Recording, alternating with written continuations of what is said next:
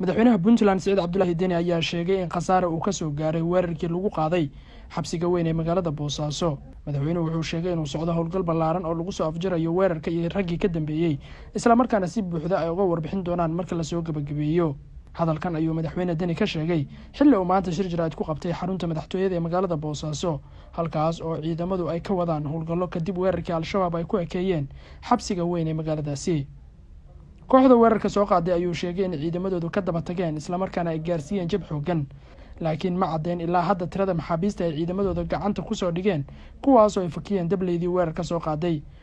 dabcan khasaare waa dhacay, maxaabiista qayb ka mid oo ay ku guuleysteen in ay ka fakiyaan. waxaase ilaahay mahadiisa inaan falkii dhacay lala sugin intuu waaga ka baryaayo oo laga daba tegay, in badanna laga soo qabtay, qaar badanna ay halkaas ku dhinteen. operationkii ku aadanaa sidii howlgalkaas uu usii socon lahaa oo uusan ku ekaan intii falka soo qaaday, laakiin ilaa iyo meelaha ay ku dhuumaalaysanayaan aan rajeynayna in lagu soo afjari doono. runtii waxa dhacay, waxaan rabnaa inaan si official ah marka uu u dhammaado mas-uuliyiinta laamaha amniga ay faahfaahin dheeraad uga bixiyaan.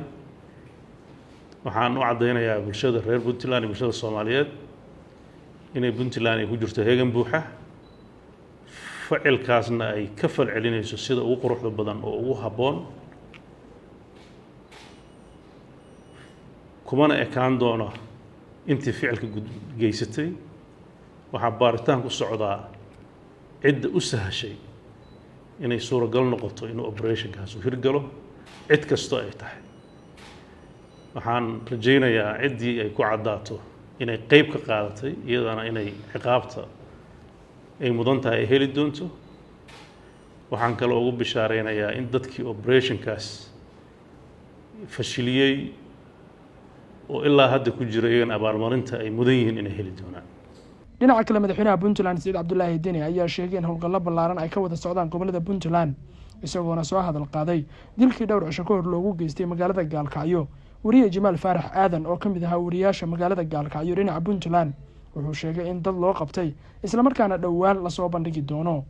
waxaa gacanta lagu hayaa oo baaritaankii uu dhow yahay falkii ugu dambeeyey oo saxafi Jamaal loogu geystay dilka magaalada Gaalkacyo. waxaan uga mahadcelinayaa ciidamada oo gacanta ku dhigay. waxaan rajaynayaa iyadana ammaanka muddadii u dambeysay magaalooyinka waaweyn iyo Gaalkacyo iyo Boosaaso ay haysteen inuu sii xoogaysto. magaalooyinka kaleetana oo iyagu marka horeeta ammaan fiican haystay iyagana ay sii xoojiyaan. dhammaan ciidamada Puntland meel kasta ay joogaan waxaa la rabaa marxaladan inay diyaar u ahaadaan falal kasta oo suuragal ah, maxaa yeelay kii dhacay Boosaaso ka dhacay xabsigeedu wuxuu tusaale u yahay inay kuwo kaloo la mid ay dhici karaan. marka ciidamada Puntland meel kasta ay joogaanna waxaan farayaa inay heegan buuxa galaan, iyaga iyo saraakiisha iyo ciidankoodaba.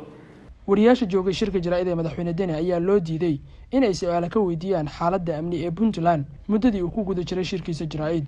Al-Shabaab ayaana sheegtay in xabsiga dhexe ee Boosaaso ee loo yaqaan Gaalshire ay ka sii daayeen ilaa 400 oo maxbuus oo ku xirnaa. xabsiganna waxaa ku jira xubno ka tirsan Al-Shabaab iyo Daacish oo horey loogu riday xukunno kala duwan. intooda badan ayayna Puntland sheegtay in lagu qabtay dagaaladii dhex maray 2016. Yuusuf Cabdishire, wararka RTN, Muqdisho.